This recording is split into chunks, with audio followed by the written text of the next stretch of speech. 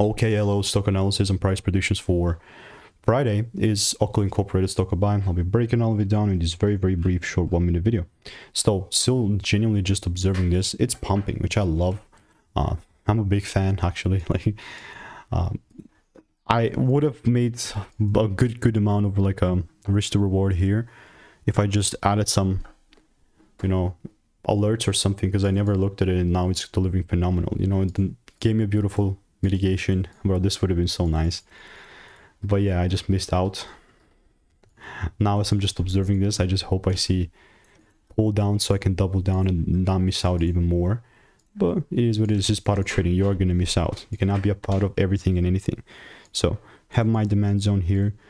Only if I do see the price correcting down and giving me a double break, then and only then I'm looking to take it for the wrap. But like randomly buying and all that jazz, it's not going to be happening.